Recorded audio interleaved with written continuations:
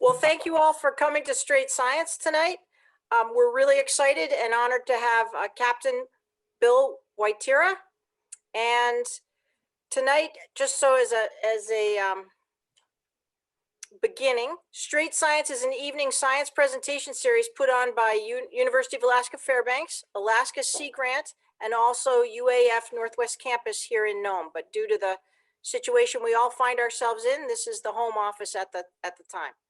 So tonight's speaker, very excited. We're really honored to have, we see a lot of Coast Guard come and go in Nome. And funny enough, Captain Woityra says he's never been to Nome, which is funny to me. But we don't often see such experienced icebreaker and polar, and both polar, Antarctic experienced commanders. I prefer bipolar, Gay, if that's okay. Bipolar, okay, bipolar it is. You'll fit right in around here, that's good. So originally hailing from Rochester, New York, and a graduate from the U.S. Coast Guard Academy with a degree in electrical engineering. And then he went to University of Rhode Island, and as a child of Aquidneck Island in the fair state of Rhode Island, that's exciting for me to be able to say that. And he got a degree in oceanography as well, a master's degree in oceanography. He has a long list. If you go to the website for the Polar Star and their commanding officer, it's too long to read here. Medals and trips to the North Pole and operating both the Healy, the Polar Star, commanding several ships. And we're North Atlantic, Antarctica, you name it. And you have been our neighbor for the last several months since we learned in December that the Polar Star was rerouted up here. And I hope you are now calling to us live from Juneau.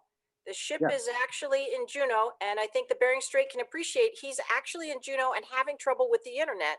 And so he's had to come off the ship into an office and talk to us. So we're very pleased and grateful you have joined the Bering Strait region, and we'd love to hear more about the patrol of the Polar Star and some of your thoughts on the Coast Guard icebreaking and where we're going with all this. So take it away. Thank you, sir. Absolutely. Thank you very much, Gay. It's an absolute pleasure to be here. This has been just the most amazing winter of my life. I found out almost exactly a year ago that I would be getting the opportunity to take command of Polar Star, which has been the dream of a lifetime. The change of command was in June. And after 11 years at sea, this was supposed to be the pinnacle of my Coast Guard career. I was going to take command of Polar Star, and we were going to go straight to Antarctica. And that seemed like a really good plan until about October, when the National Science Foundation re-racked their entire logistics plan for the Antarctic mission and the Antarctic resupply for this season due to the ongoing pandemic. And so immediately, the Coast Guard Admiral in California, down in Alameda, made a snap decision. We have this excess capacity. We have Polar Star fully mission capable with a trained crew and ready to go. We are going to send them to the Arctic. And obviously, as this happened in the beginning of October, there had been a little bit of attention in the news with stuff going on in the Bering Sea. And I think part of that informed the decision to send Polar Star north. But really, coming north is where Polar Star has spent a great portion of her service life, and really is really a home of sorts for this icebreaker. This is my third time on Polar Star. I started off in 1999 as an ensign, and in that capacity, I was a marine science officer and made 3 trips, one down south and then 2 up to the Arctic. In 2019, I came back as the executive officer and then had the chance to take over as CO just a little bit less than a year ago. I first came to Alaska in the summer of 2000. We stopped in Dutch Harbor and then came to Juneau in September of 2000. So this is a bit of a homecoming for me, coming back to Alaska, coming back to Juneau. I also, as Gabe mentioned, spent some time on the Healy. I was the operations officer there for a few years, got to make 5 trips to the Arctic, went all the way to the North Pole in 2015. I absolutely adore icebreaking. I love the mission. I love the Arctic. I love Alaska, and I love any opportunity I get to come back up here. So when Polar Star found out that we were going to be coming north, it was a bit of a shock to the crew, and I informed them that they needed to kind of change their perspective. Instead of going across the equator and spending time in the tropics, instead of going south to New Zealand and Australia, we're going to be going north. And instead of going south in the austral summer and facing 24 hours of unending daylight and penguins, we're going to be going north in the winter, in the cold, and in the dark. It was a bit of an adjustment for folks, but one at a time, you could see the wheels turning in their heads and them really getting excited about the prospect. And I really did my best to convince them that this was not out of the ordinary, that this was not something new. If anything, this was something very old. The Coast Guard and our precursor service, the Revenue Cutter Service, have been operating in the Bering Sea and in Alaskan waters since the 1860s. There is a long storied tradition for the Coast Guard that we would be writing the next chapter of over the course of this winter. So we set out, we left from Seattle on December 4th after doing a very strict 2-week restriction of movement. We were basically all in quarantine for 2 weeks. We did 4 sets of COVID tests to make sure that the crew was completely healthy. And we all passed and we set off, and we've been living in a giant 140-person bubble for the last 12 weeks. Kind of amazing to think that the rest of the world is still very much in the throes of this pandemic. But on board the ship, life is very much normal. Folks are eating together, they're going to the gym, they're playing cards. It's very much a semblance of normality that's missing from a lot of the United States right now. And that's truly been a blessing for us and an opportunity to have, a few months with people that we work with, that we live with, that we spend time with in a setting north of the Arctic Circle and some of the most beautiful parts of this country, sharing this experience. So as we set out, the Pacific Area Commander, Admiral Fagan, laid out 3 primary goals for us for this mission. The first area of focus and the primary aim was to assert sovereignty over US territory in the Arctic. We were going to project power north of the Arctic Circle and send a message to the rest of the world that the US is an Arctic nation, that the US cares about the Arctic, and that the US will absolutely defend our territory and defend our sovereign resources in this region. We're going to serve as a platform for domain awareness. It's been roughly 40 years since the Coast Guard has sent an icebreaker north of the Arctic Circle in the winter. This was an opportunity for us to actually be the eyes and the ears of the Coast Guard and of the United States and the maritime domain out to sea in the Bering and in the Chukchi Seas, where most of the year we only have satellite coverage and we're able to only hear and see what's going on from hundreds of miles up in space. Here was a chance to put a ship on scene in the winter where we haven't had one in 40 years. We're also going to have the opportunity to carry out Coast Guard missions. We'd be responsible for search and rescue. We'd be responsible for law enforcement. We'd be responsible for maritime environmental protection. If anything went wrong, we would already be on scene and poised to respond to any emergency. All part and parcel to this was an opportunity for the US and the Coast Guard to model some responsible maritime behavior. Thinking back to last summer, thinking back to that incident with the Russian military exercise in the Bering Sea, this was a chance for us to go up and actually demonstrate how this should be done, what success, what respect looks like when operating in this region. And so that was our primary goal, to go up and do that. Our second objective was for training.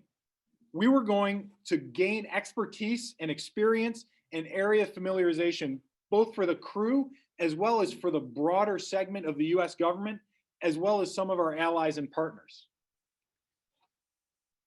Everybody is interested in this region. Everybody recognizes the strategic importance of the Arctic and Alaska, and everyone is scrambling now to make sure that they have a cadre of operators that are capable and ready to go up and carry out Coast Guard missions and other missions in this region.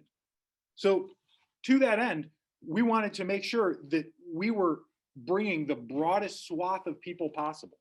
As the Coast Guard is getting ready to build new polar security cutters, spending $2 billion to build 3 new heavy icebreakers to operate up here, this was the first way to chip away at the gap that we're going to face, finding experienced, qualified, proficient operators and officers to bring these cutters up to the Arctic, to take these cutters down to Antarctica.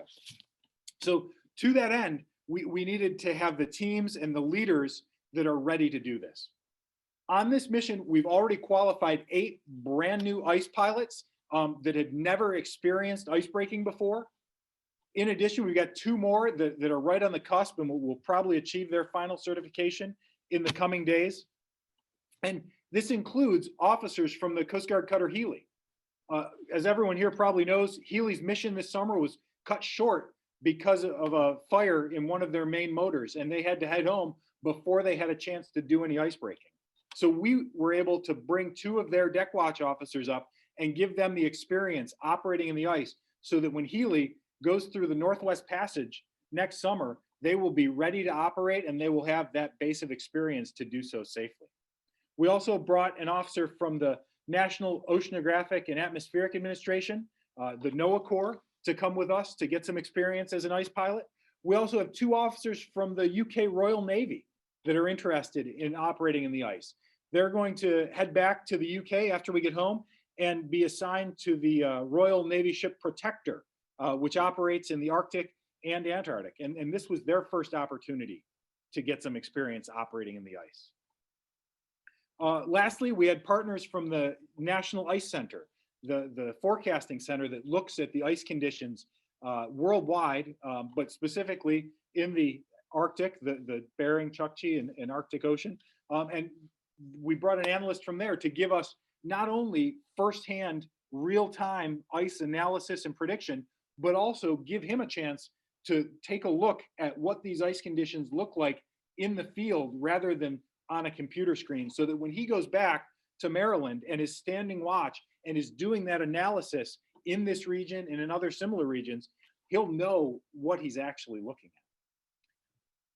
at. Finally, we brought a representative from the Coast Guard Research and Development Center to do some technology testing. We wanted to look at the different ways that modern technologies can be applied to solve Arctic problems and really find ways to make it safer and more efficient to operate in the Arctic as a Coast Guard. We did some training with our ice rescue team. This was a great chance for them. Prior to this trip, most of them had only done their training regime in a pool. So here was a chance for them to actually get out onto the ice and experience what it's like to be in that freezing water, to actually wear the gear and rescue themselves and their shipmates in conditions that accurately represent where the threat that they face will be. It was really neat to go up and have this chance to bring a crew together. And in spite of all of the challenges faced with COVID, we were able to carry out this mission, going to the Arctic, projecting our presence, making sure that the world knew that we were there, as well as doing this training to accomplish these goals. While we were there, we also had the opportunity to do some science. And I think that's probably the part of our mission that's most resonant and relevant to this group. After we got up there, we got notification from the Department of Defense that they had some satellite constellations doing high latitude communications, that they were interested in us seeing how they worked in the highest reaches of the Arctic. So we were able to bring on board a special transceiver to talk to this ultra high frequency radio constellation and test it way over the horizon from anywhere else that they'd had the opportunity to experiment with before. We also partnered with the University of Washington to deploy some satellite tracked ice buoys. We deployed these buoys and they're currently being tracked by UW, and that grant was funded by NOAA so that we have a better understanding of what the movement of ice is through the Bering Strait and up in the Chukchi Sea. We also launched more than 100 expendable conductivity, temperature, and depth sensors. This was sponsored by Woods Hole Oceanographic Institute. Dr. Bob Picard got a grant from the National Science Foundation to study the properties of the water column this time of year. This was particularly exciting to Dr. Picard because it had been 40 years since the Coast Guard had been operating in this region. So here was a chance to gather some in situ data that was normally not available under any circumstances. I've got a chart up on the screen right now. You can see all of the locations where we deployed the probes. The green dots that you see furthest north were from our first leg in December. And then the red dots through the Bering Sea and around St. Lawrence Island were deployed in January.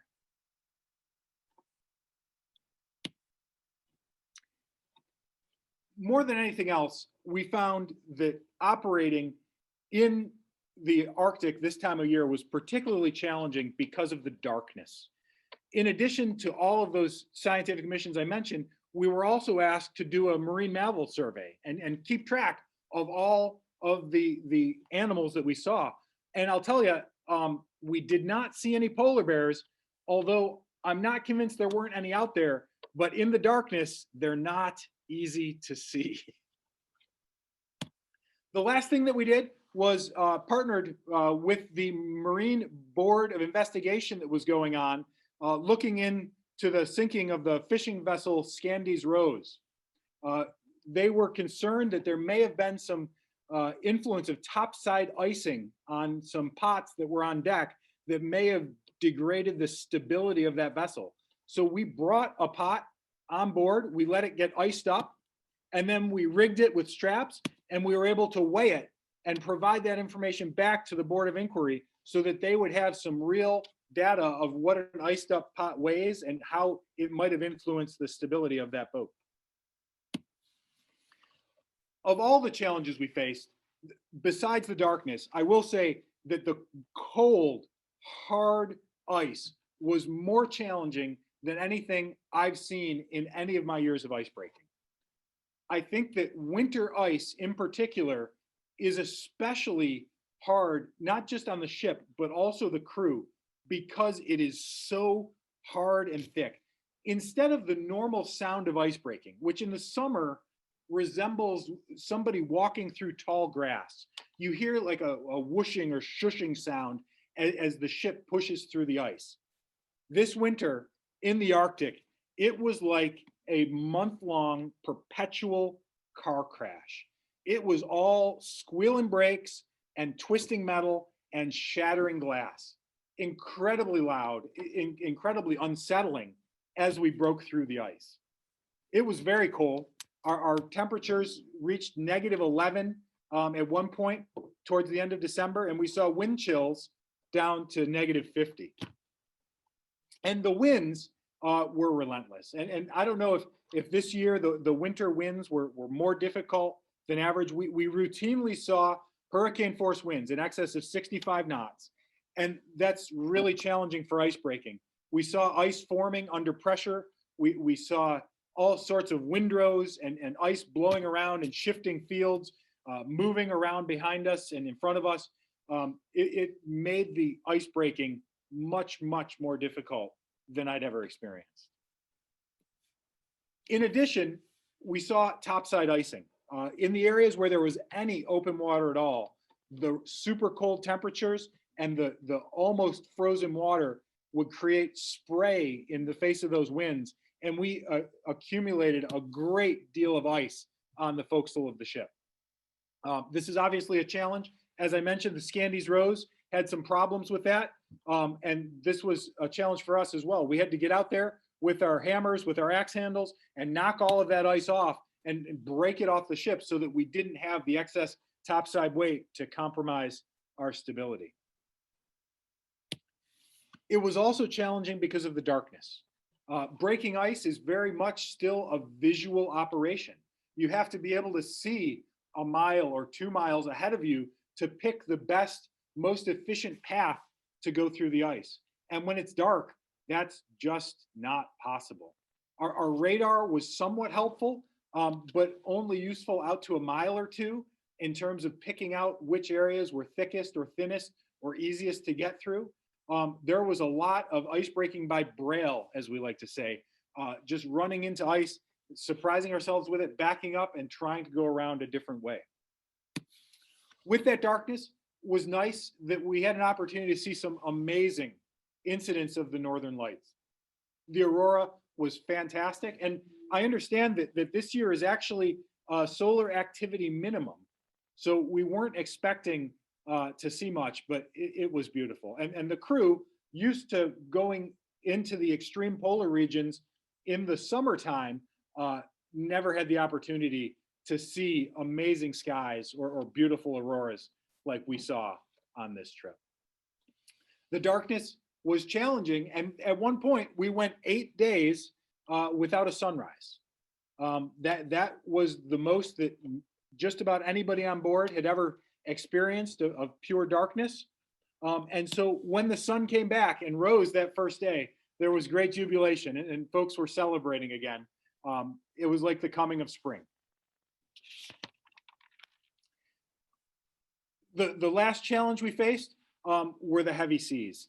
In December, before we made it up to the ice, crossing the Gulf of Alaska and crossing the open waters of the Bering Sea, we experienced 20 to 25 foot seas, which is a lot even for a 400-foot ship. Mother Nature has no mercy on those that would tempt her fate. Following our experiences in the Bering Sea, in the Chukchi Sea, and through the Gulf of Alaska, we came down to Southeast, and we had the chance to anchor for a few days in Taylor Bay and take the ship up into Glacier Bay for a day of sightseeing to give the crew an opportunity to understand the splendor of Alaska and really appreciate the coastal regions of it that they didn't have a chance to see while we were operating far out to sea. In addition, while we were north on the first leg, on Christmas Day last December, we did make it up to 72 degrees north, which to the best of our records was a new wintertime latitude for any Coast Guard cutter. I think a lot of this is probably attributable to the changing ice conditions. The ice is forming later. The ice that is up there is thinner and softer, and we're seeing less and less multi-year ice. I have no doubt that in the coming years, whether it's this year or next year or very soon thereafter, that record will be broken again. But for now, it's Polar Star at 72 degrees, 11 minutes north on Christmas Day of 2020. It was a neat accomplishment, and I will say the crew is very proud of what they did, that they prevailed over these extreme conditions to go that far north. The ship is getting old. The ship was built in 1976. It's now 45 years old, and it's definitely showing its age. We were up to this mission, and we were excited to undertake it, but it took the crew working around the clock to keep the ship running.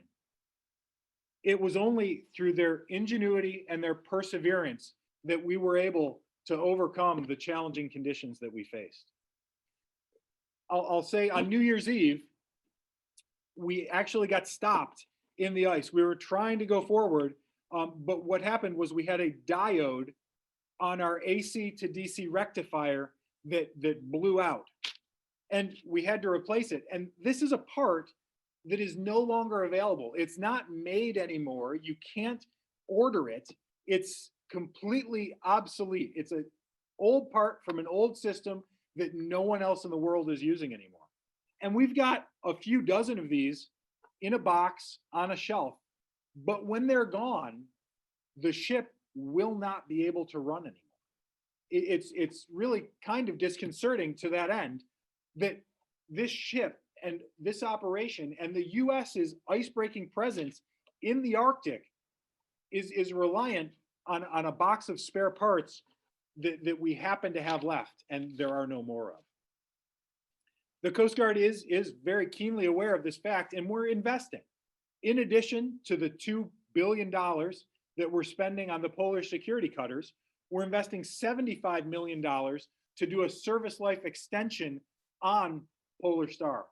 This summer, we'll be headed to Mare Island Dry Dock in Vallejo, California, to start the first year of a 5-year project to extend the service life of Polar Star and make sure that we're ready and available and up to the task for the next decade.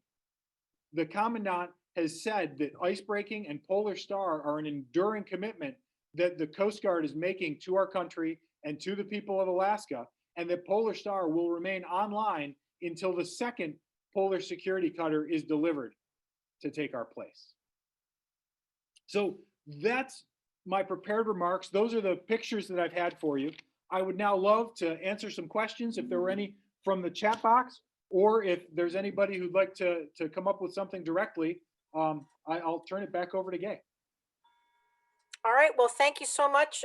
That was really interesting, and I learned a couple things. I know I've got several questions. Does anyone else in the audience want to go first with a question for Captain Woityra? And for those on the phone, they were mostly just photos. There was one map, but it was mostly photos of the ice and breaking the ice. Any questions?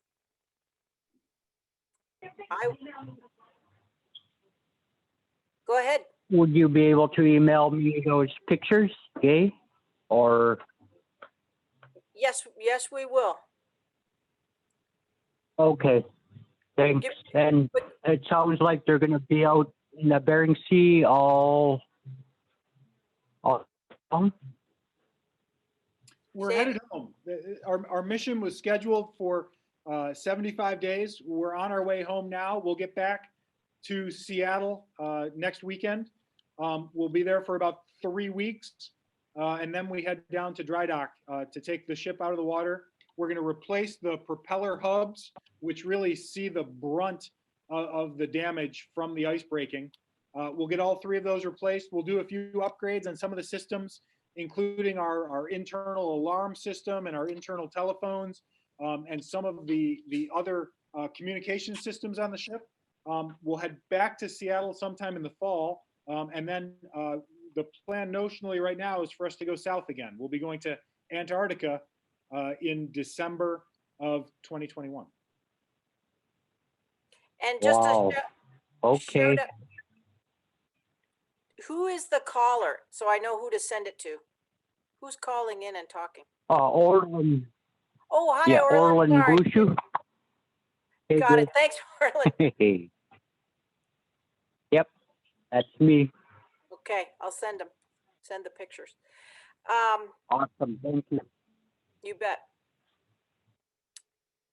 I don't see any questions. I see a question from Jim D in the chat box there. He's asking about the U.S. mission into Antarctica. And Jim, you're exactly right. The Coast Guard supports the U.S. Antarctic program, which is part of the National Science Foundation. We serve in a logistical capacity for them. Every year, we break a channel into McMurdo Station, which is the southernmost port on the continent where the U.S. logistics base is. That way, we're able to resupply them with all the food and fuel and scientific materials and supplies that they need to do a year's worth of science. So we break the ice, a cargo ship, an oil tanker come down and drop off and replace everything that they need for the coming year to get all of the science done for the upcoming 12 months. All right. And he says, thank you for doing this. Oh, wait, you've got several questions. T. Torklep says, the difference between winter ice and summer ice. I think Yeah, you mentioned that. That's really interesting. It's amazing. I had one of my crew do a little bit of research into this, and the hardness of the ice is a function of the temperature. So even though we think of water as freezing at fresh water at 32 and salt water somewhere between 28 and 29 degrees, the ice itself continues to chill and cool, and the crystalline structure continues to harden and lock in, so that very cold ice that's at 10 or 5 or 0 degrees is going to have strength that's much harder and more rigid and firm than ice that's at a higher temperature at 24 or 28 degrees.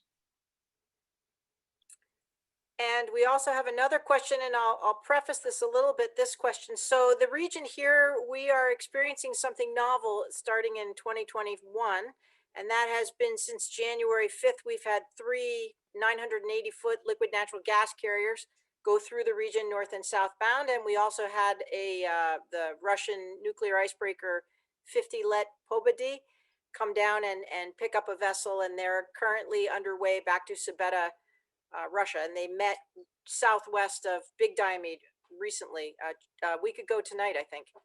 And so the question is, we know that you were in the area near St. Lawrence Island when those big tankers were going by. And the question from the audience is, I'm curious if you observed any of the liquid natural gas tankers, that would be those tankers, passing through the other side of the strait, or any other signs of commercial activity. Absolutely. Yeah, I think it was January 18th. We were operating on the west side of St. Lawrence Island. We were running up the maritime boundary line from southwest to northeast, headed for the Bering Strait. And we encountered the Christophe de Margerie, one of these gigantic 1,000-foot LNG ice-breaking tankers coming southbound on the west side of the Diomedes. And it was fascinating to see. It was dark when we saw them, but their ability to break ice was shocking. They were going anywhere between 6 and 11 knots, and they were changing course and driving circles through the ice. I was astounded by their maneuverability and the power that ship had in its ability to operate in the ice. I'd never seen anything like it. What's the speed of the Polar Star when it goes through the ice, just to kind of comparable, so we can wrap our heads around that? You know, we limit our speed to about 7 knots, because if we've discovered that if we go any faster, we risk taking the biggest pieces of ice and putting them through our propellers, which are our Achilles heel. If we damage the propeller, that ends our mission. Right. And so we're very careful to protect our propellers and our rudder as those single points of failure that can really send us home early. Yeah, if you broke a propeller, we would probably see you in Nome. In fact, yes. So, and actually, one of my questions is that when you saw the Christophe de Margerie come southbound, as you know, the Nikolay Yevgenov experienced a problem with one of their azipods, their propulsion units. And I was watching that, and we learned later that there was some public Russian stories at the national level that this ship had made it through, that was a nice tanker, new, and they were able to proceed through the ice after fixing whatever, but they had to go a lot slower because they were down one of these propulsion units. And I was actually thinking how nice, we have the Polar Star here in January. Is that something you could have broken ice and gotten to them if they had asked for help? Absolutely. And that was one of our core functions, was to be on scene to provide emergency response to situations just like that. Perhaps not surprisingly, we never got the call. Right. I'm sure they wanted to fix it first, but were you able, did you, and I'll stop asking questions, but we're so curious about these tankers. Were you able to talk to them? We did. Yep. We absolutely, we got on the radio, and it was very professional. Exactly what I would expect from another professional mariner operating on the high seas. Wonderful. You do have a question, and that is from Marty Reedy. Was there ever a strategy or rationale for the U.S. to have such a minimal ice-breaking fleet for all these years? And what now has changed that we are finally undergoing an expansion? So this is a very, very broad question. I'll try to give it a succinct answer. In through the 90s and early 2000s, because of the ice conditions, there was not a ton of human maritime activity, commercial activity going on in the Bering Sea and up into the Arctic. It was only in the early teens that we saw Shell start doing some exploration, and we saw some increased traffic through the Bering Strait that the Coast Guard realized that we would need to be responsive to. It was in 2012 at the Arctic Forum that President Obama announced that we would be building new icebreakers. That's almost a decade now, and we're finally cutting steel to start construction on that icebreaker that President Obama promised us 9 years ago. Shipbuilding is a very complex business, and we've spent the better part of a decade going through an appropriate process to make sure that we have exactly the right design and that we are able to award the contract to a shipyard that's going to build us a quality product. We've known for some time that this was going to be a major issue, but it's only now that we're starting to finally see the fruits of that labor. All right. And you have another question. Are you doing okay for questions? We're not. Absolutely, please keep it Okay. going. Will the U.S. Coast Guard plan more summer missions in near future years to increase presence? And I was just at a different meeting, and I think there is a plan to have Coast Guard presence this summer a little bit more. Is that right? There is entirely. So the Healy will be back up and running by sometime in May, and will definitely be up in the Bering Sea and in the American Arctic this summer. In addition, we're going to be running the standard Arctic Shield playbook that we've run for the past few years, which includes a seasonal, scalable, mobile presence. We're going to have helicopters forward deployed for search and rescue. We're going to have small boat teams in the right places to make sure that we're ready to respond if anything goes wrong. All right. Well, that's very exciting for us to hear in this region, and we always can use help with search and rescue and things like that. We are constantly, the Bering Strait region has mariners out on the water in all these conditions that you've just gone through nowadays, 12 months of the year, given our conditions and what people Absolutely. have to do. And the Coast Guard absolutely recognizes the mission need to have a presence in the Bering Sea and in the Arctic year round. And that's part of our strategy going forward, is to acquire the right platforms that will give us that presence and that persistent coverage throughout the year. Shipbuilding, as I said, takes a long time. And the president's memorandum that was issued to the Coast Guard back in June demanded a reply from the Coast Guard to look at all the different options for safeguarding national security interest in the Arctic and the Antarctic. And one of the things that memo requested was an evaluation if leasing icebreakers as a bridging strategy to our actual construction of icebreakers would be a valid way to address that need. And the Coast Guard's still unpacking that and looking at all the different options. But we recognize that the need is there, and we're trying to figure out what the best, most efficient, most economical way to resolve that's going to be. And there's some questions from the audience. People are raising their hands. There's Charlie Lean, Christopher Woody, and Chad C. So why don't we start with Charlie? Hi, Charlie. Oh, you asked all my questions, Jay, but I have one more that I hope I don't get in trouble for. When the Renda came to Nome and resupplied our oil there that one January 2012, one of the most difficult things was the interactions between the icebreaker and the tanker. And the Russians were used to running tailgating the icebreakers when they were in convoy, and the Healy was not. And there was, I was involved in that. There that was a problem. And I wondered, do you drill, or are you going to develop drills for convoy escort or rescuing a vessel that's needs a close escort? Absolutely, Charlie. That's a great question. And Polar Star historically has gone both to the Arctic and the Antarctic. And our mission in Antarctica is doing exactly that. It's doing vessel escorts. It's working very closely with ships to get them through icy waters. As a result, we not only have a ship that's designed for that and is very maneuverable and has the right configuration to carry out that mission, but the crew on board is very experienced and proficient at doing exactly that. The challenge that Healy ran into was twofold.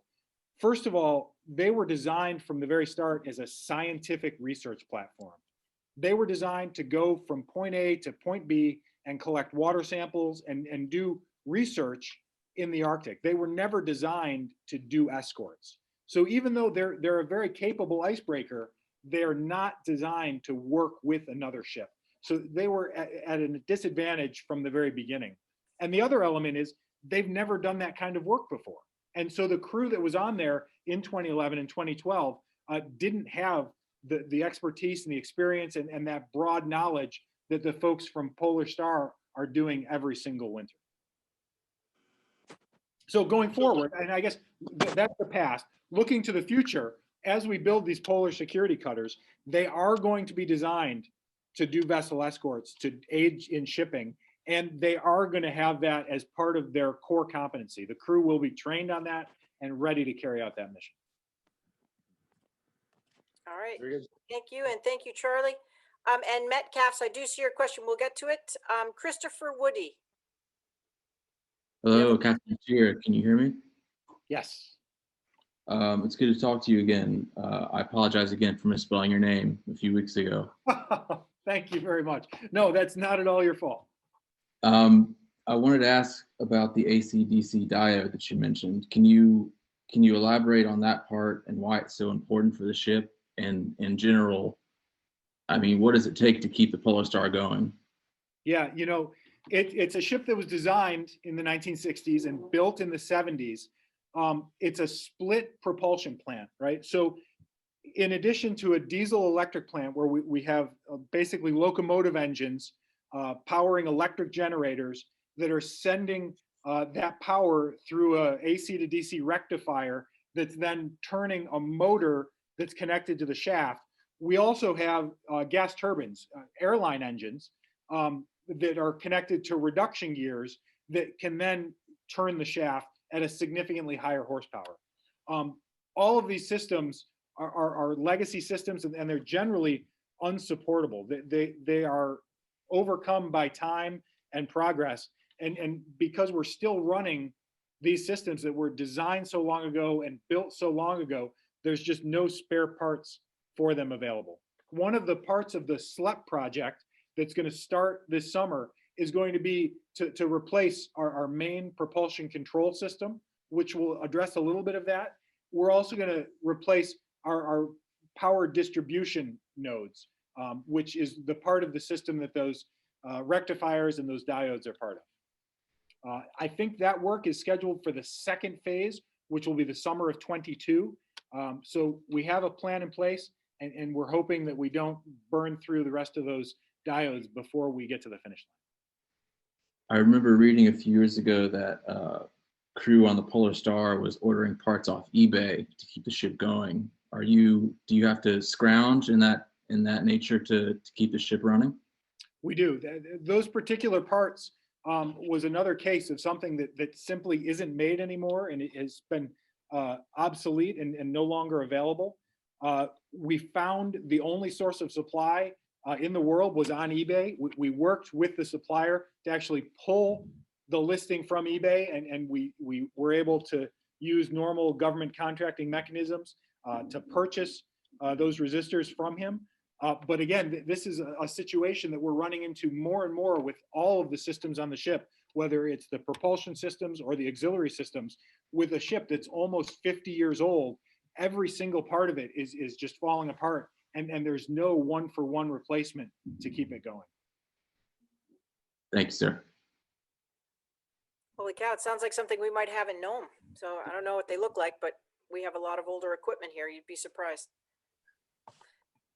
All right, Chad C., you're still patiently with your hand raised. Thanks, Gay.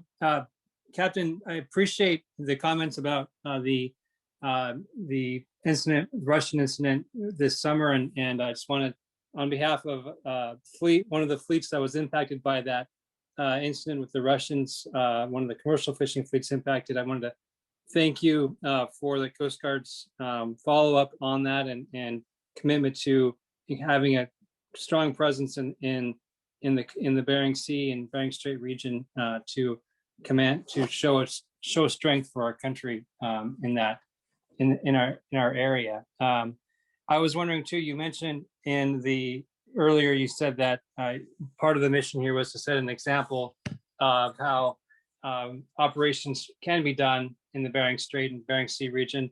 And I was wondering if you had any interaction with your Russian counterparts during this trip that might help demonstrate to them the proper way to behave on open waters as a representative of your country's military.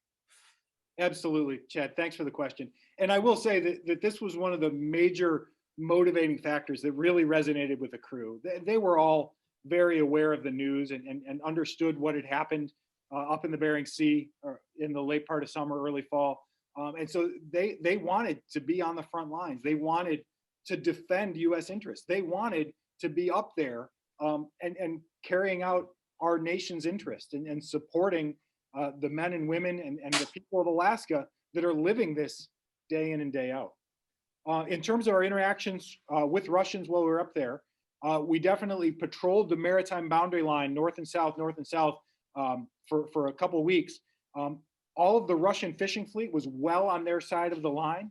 We didn't interact with any of them directly. However, as we got further north towards the Diomedes, we saw regular overflights by Russian border patrol aircraft, maritime patrol aircraft. This was coordinated through the district command center. We knew that they were coming. They knew where we were.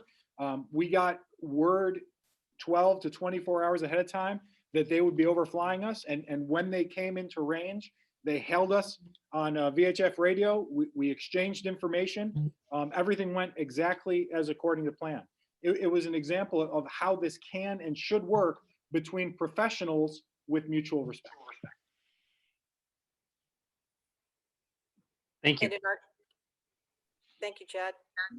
And in our case, neighbors, because we are neighbors with Chukotka, which may be a little different than bigger Russia, but that's, thank you. And actually, this is a great lead into looks like maybe our last question. Do you know how the new agreement with Russia for increased pollution protection will be done? Will it involve an ongoing winter presence? And I don't know because you've been on the ship, but they announced either today or yesterday this new Russian-US pollution agreement. Oh, I'm not familiar with this. Oh, okay. Well, it's brand news, and I know you've been busy getting to Juneau, so I know you got in today, so you probably haven't caught up. Metcalfs, do you want to elaborate? Do you want to say anything on this topic? I can say that the Coast Guard's concept of operations going forward, once we build out a full fleet of icebreakers, will be for 2.0 coverage in the Arctic. We will have persistent presence in the American Arctic, north of the Bering Strait and in the Bering Sea region. We will also have persistent coverage in the Eastern Arctic. Okay, so over by North Atlantic. Exactly. Okay. And I guess in the thing that you may not be aware of either is this summer, for the first time, this Bering Strait region had an unprecedented amount of marine debris wash ashore comprehensively throughout the region, and most of it with Russian writing on it, if not almost exclusively. It was unprecedented, and it's been raised through channels quite far, it turned out. So know that we were inundated with trash from Russia. Food items, hazmat, and after the military exercise that was actually, though it was their press got a lot of attention given to the southern Bering Sea, the drill was actually being held about 60 miles west of Gamble. Right. And so there was also military clothing and stuff like that, things like that washed up. So it's sort of something that caught us off guard this year, having so much trash, foreign trash. We usually get fisheries trash, and maybe this was part of that. We don't know, or we weren't sure if a vessel had gone down, but certainly people in this region, especially on St. Lawrence Island and Norton Sound, Shishmaref, Diomede, everybody had Russian trash in a pretty big way. So that's why it kind of got the attention hearing this Russian-US agreement recently. And you have it's Scott McCann, who's your public affairs officer. Hey, Scott. And he put a link in there to this joint contingency plan. So if people want more information, thank you, Scott McCann with the Coast Guard D-17 for putting that link in there for people. I urge everyone to put a little love in here on your text for Captain Woityra, because it's not easy to be standing up and fielding all our questions. And he's had a long trip, and this was their first day back in Juneau. And so I'm sure he is probably wanting a break. And I thank you very much. If anyone has a last question, please ask it now. Yeah, Gabe, this is Wes. Okay, hi Wes, go ahead.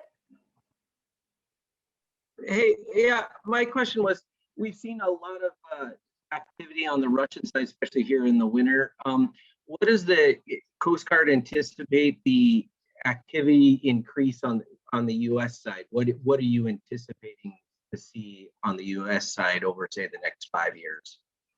Oh, that's a great question. And I don't have direct access to that data or exactly what the projections are.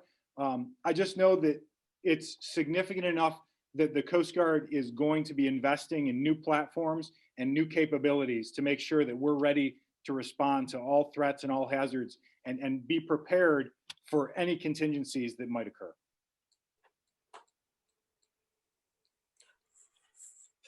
Does that answer your question, Wes? Thank you. And one thing we are noticing right now, and I don't know if you Yes, during your trip thank you saw. Thanks, Wes. Sorry to step on you there.